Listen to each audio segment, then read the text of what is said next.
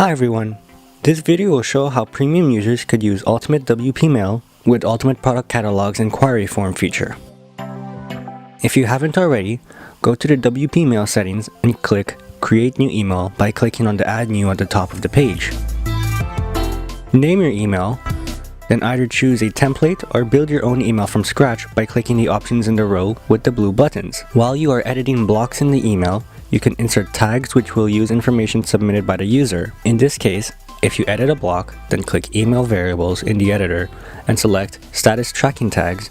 In the drop-down, here you could choose options from the drop-down, such as the order name, or tracking link, or customer name, and etc.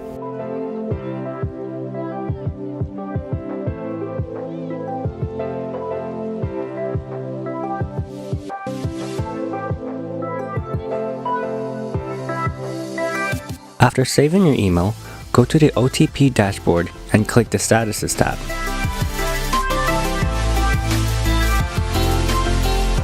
In the Email to Send dropdown, you can now select your new email to be sent to users.